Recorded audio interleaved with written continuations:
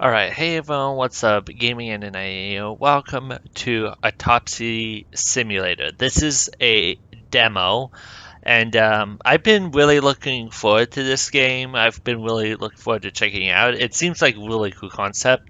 It does have horror elements to it, as well as it being, a simulator about, cutting people open after they die. But we're gonna um, get right into it, I guess. I would like to ask them to wear for No, do not call me anymore. It's none of my business. Okay. Starting off with, yeah, okay. Alright. Note. Read. Hi, this is Anna Boros, a reporter for the New Orleans Weekly. I couldn't find you at home, but you're not there. I'm beginning to suspect you're avoiding me, Mr. Hunman. Anyway, as you know, we like to write a piece of commemorating your wife's achievement. We'd be delighted to talk to you about it along with this note. I will also leave you my card. Let me call you in the evening, and I hope to see you home or at the office. Regards, A. Boros. Alright. Cigarette box. Alright. How am I supposed to record a lecture for the students now? Feeling completely broke. Oh shit. It's only Thursday. Desk fan. Alright. Okay. Ooh, tape.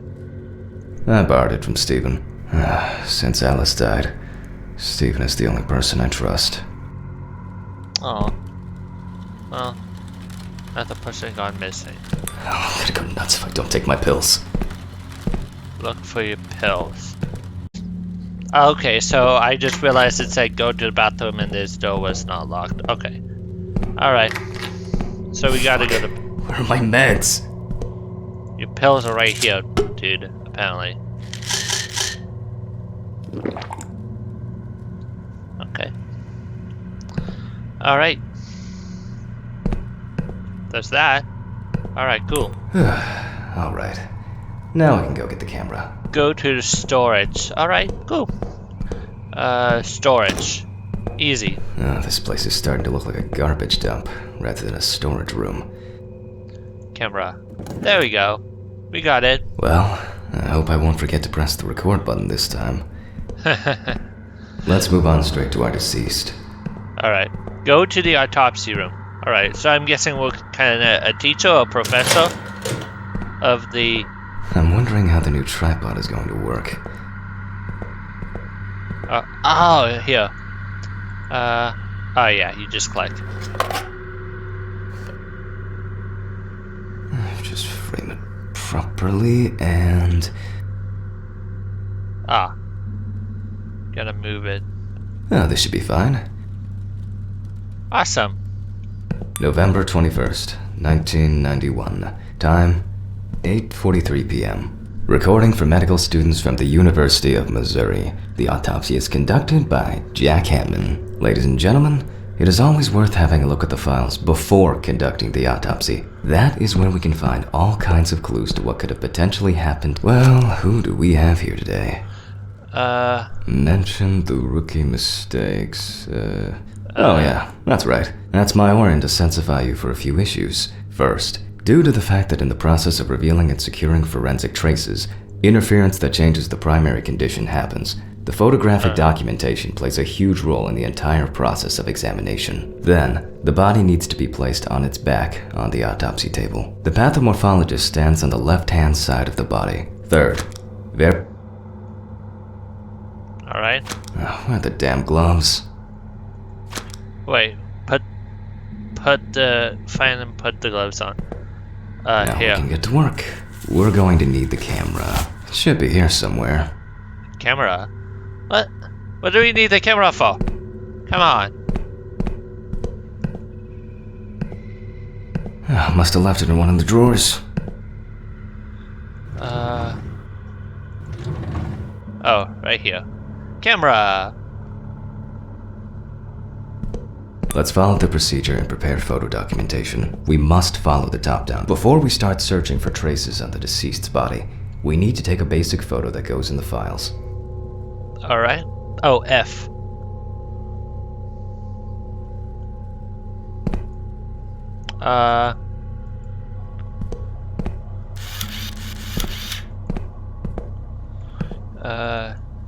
Voila! Now we move on to the next step. Trace search. Oh. We're going to need better zoom here.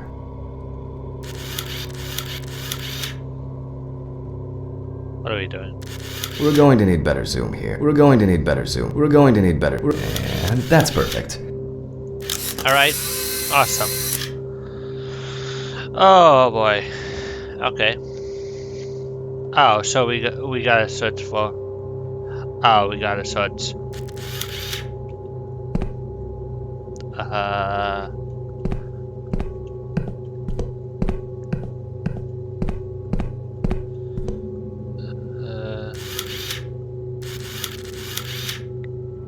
Oh, here. There we go. Oh. How unfortunate. Oh, wait, what? Well, you don't have to stand close to be able to smell a strong odor of alcohol and other discharges. There's nothing left to say. Old Toby didn't spare himself. Alright. People affected by homelessness most often die from accidents, alcohol abuse, or they freeze to death. Unfortunately, both suicide and homicide are also quite common. While taking the photos, some entries that could be potentially lethal caught my attention. Let's take a closer look using the magnifying glass. Alright. Found on the outskirts of a parking lot near a gas station, where he often begged and insistently offered to clean the windows of cars that were leaving the station. The body was found in a dry field drain. The deceased is locally known as Old Toby, homeless and unemployed for at least a couple years. He had gotten into fights and had been bullied by the problematic youth of the town. The body was found at 7 o'clock by Sheriff Matthew Thompson. White male, 76 kilograms, 5'8", age unknown. The deceased is a local homeless man named Toby Chambers. His... Alright.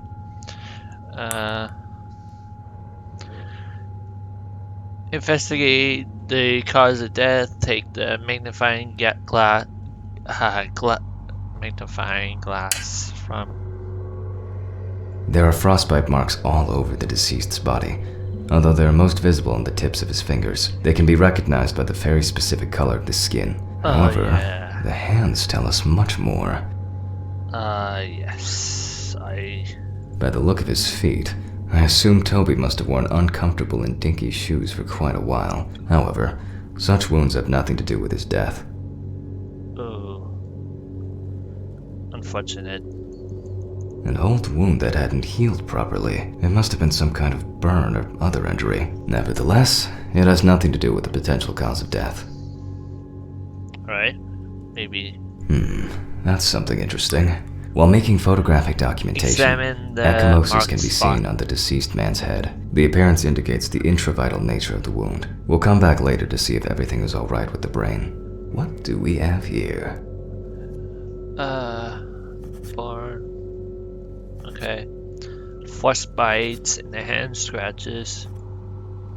Order and touch flies. Okay. The condition of the head tells us it could have been a fatal accident. Alright. An old wound that hadn't healed properly. It must have been some kind of burn or other injury. Nevertheless, it has nothing to do with the potential cause of death. By the look of his feet, I assume Toby must have worn uncomfortable and dinky Yeah, the odor can be the result of alcohol intoxication. Although alcohol poisoning does not cause death, it does increase the risk of accidents and their following injuries. Okay. It could be freezing to death. Freezing. At this point, that's all I can do based on... Now let's check the level of muscle tension. This will allow us to establish time of death. Let's raise the deceased's hand.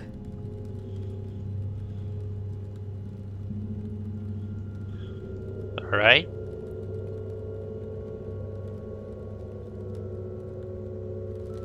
Alright. Okay, so we gotta go slow. Slow. And then let go. The stronger the rigor mortis gets, the greater the resistance from the muscles will be. As you can see, the hand falls loose. The rigor mortis has already subsided. We can then assume that the time of death stated in the files is correct. Alright. Let's grab a scalpel. Alright, so scalpel time. You can boldly cut with the scalpel. It won't hurt him no more. We always start with the neck and move down towards the symphysis pubis. The incision should be deep. Next, we separate the skin and prepare to remove the ribs. Open the chest, the hand tool, okay. Oh. Okay. Alright.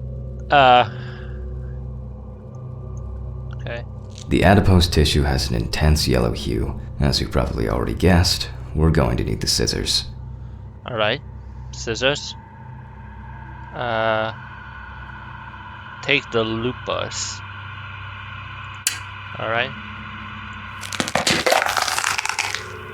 Okay. After removing both cartilage and bone tissues, we are actually interested in two things that you can see at the very first glance. Okay. The lack of organ congestion means that, although the deceased was cold, hypothermia wasn't the cause of death. Ooh.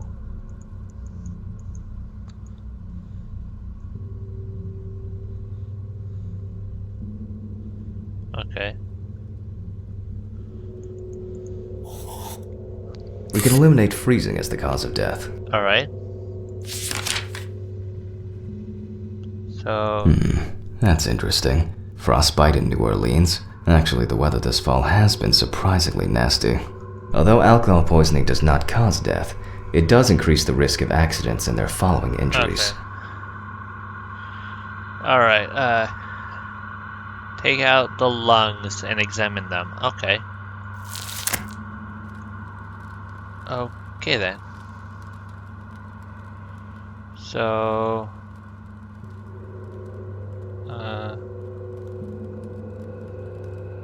The deceased smoked like a chimney. Let's take a closer look. We see widespread black and tarry deposits caused by smoking cigarettes. Despite the tragic condition of the lungs, they are not the cause of death. Not the cause of death. Okay.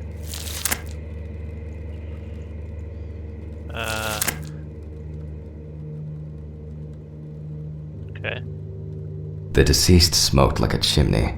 Let's take a closer look. We see widespread black and tarry deposits caused by smoking cigarettes. Despite the tragic condition of the lungs, they are not the cause of death. Right. Now we need to go grab the syringe. Syringe. Okay. Alright, fine. Where's the syringe? Wait. Is the syringe... Okay, where's recorder? Ooh, donuts. Ooh, yum. Right, where's the syringe? Wait, do we just... Syringe. Oh, syringe. At this point, we need to test the level of blood alcohol concentration. We move on to collecting blood from the heart. 5 milliliters from the left ventricle should do it. We also collect the fluid from the deceased to determine the level of alcohol concentration in the vitreous humor. Alright. Now, we prick the bladder and draw about 10 milliliters of fluid. Good. Keep in mind that you have to set the right time and speed on both knobs before running the centrifuge. Our samples may break into pieces due to the centrifugal force if we set up the wrong coordinates. I myself am terrible with numbers because I suffer from dyscalculia, which is why I always keep the appropriate coordinates at hand. Pen board. Yeah. Note. Nope. Oh, here. Here. 40 minutes, 75%. So we got... Oh. 40 minutes at 75% speed.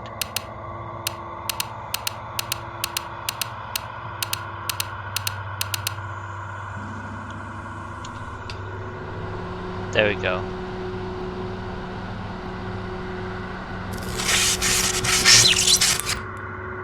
What? What's going on? Damn it. If Ghosts. something goes to shit, it's on the way. That's probably the Oh. blown fuses again. Hold up. I was hoping to clock out early today. Oh boy.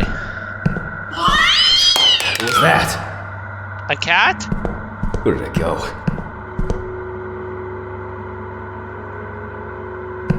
Oh. Did you really just drop your flashlight? Broski? Come on! Oh boy. Alright, we gotta go to the storage. Yeah, it's definitely the fuses. Well then. Well then. Right goes first, left next. Alright. Voila! Voila! Alright. Let me guess, the guy is going to be turn off the radio? Where's that unbearable noise coming from? That's strange. I'm pretty sure I closed the window. Pretty sure you did? Alright, first off. Where's that radio go? He's still here.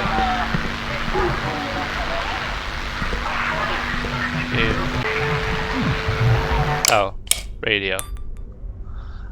Go back to Where were we? the mixer. Oh yeah, the blood alcohol concentration. Ah. Okay.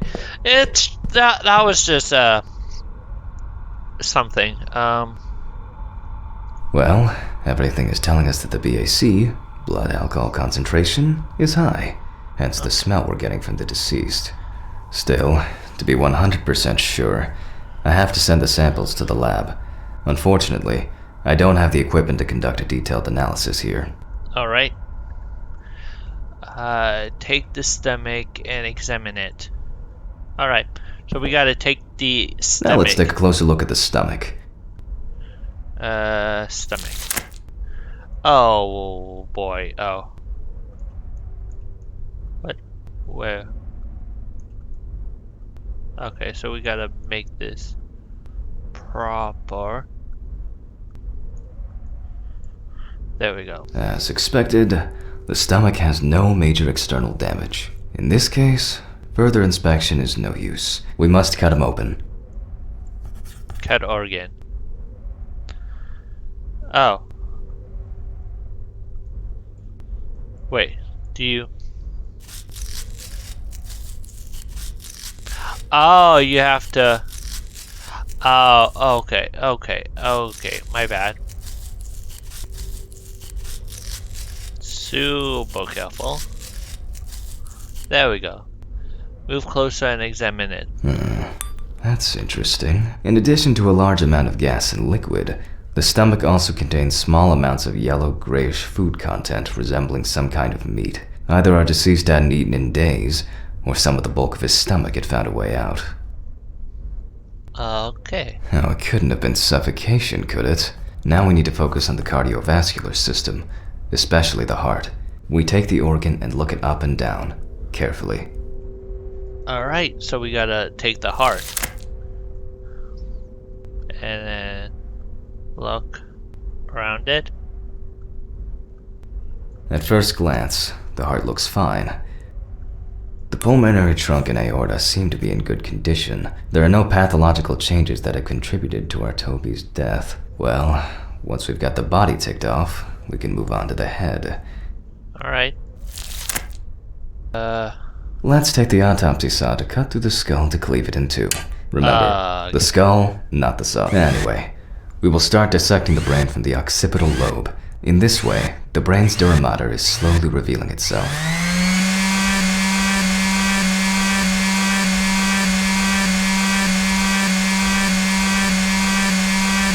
Okay. Okay. Alright. Alright. Looking at the brain. Oh. After the basic examination, we can see that the cerebral gyri in both brain hemispheres are symmetric and the bumps between them are clear. Alright. So far, so good. The hematoma seems to have had no effect on the organ we're examining. Holding a knife with a long, narrow blade in your dominant hand, cut the cranial nerves on both sides, pulling the brain towards you. Oh, I see, exactly.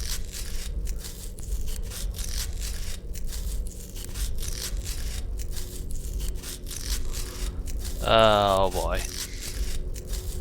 Remember, just one small fragment examined under the magnifying glass is enough to dispel or confirm our doubts. We then take the fragment of the brain to the tray, and, just as I initially suspected, we can rule the fatal accident out as well. Alright, cool. Alright. Trachea. Oh. Yep. Yep. Same as we did with the stomach. While cutting a small organ, such as the trachea, we must perform a precise incision. To be able to cut with the very tip of the blade, we must hold the knife as if it was a stylus. Okay.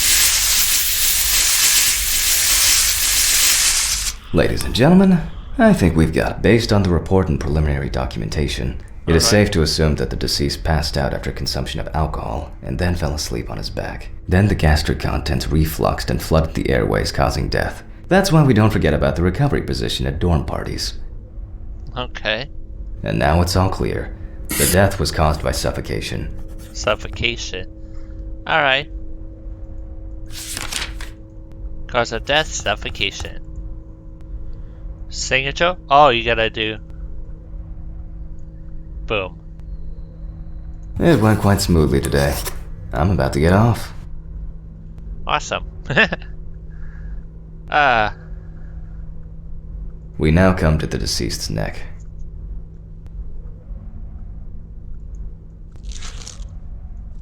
Wait, so we In order to bring the chest of our deceased back to its initial state, at least to a small extent, we must take the needle in our hand.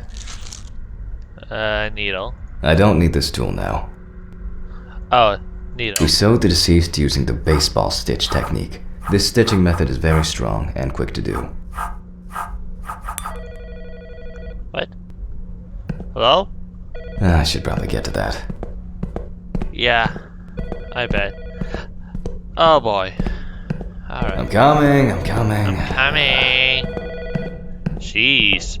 Hold. This is Dr. Jack Hanman. Please leave a message. Good evening. How are you? How are you? How are you? What the f is that supposed to be? I'll finish the stitching and I'm getting the fuck out of here. Okay. Interesting. Let me guess, it's gone. What the fuck? That was it? Alright. Well, that was, very interesting.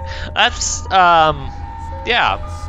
The whole element's really, pretty interesting. Anyway, guys, that was the demo for Autopsy Simulator. I will be playing through this game on stream when it comes out. I'm actually really looking forward to this. This is actually gonna be really fun. I'm really gonna enjoy it. Anyway, I hope you guys enjoyed. If you did, hit the like button, subscribe if you're new around here, and I will see y'all in the next video. Stay awesome, and as always, peace out, and have a great rest of your day.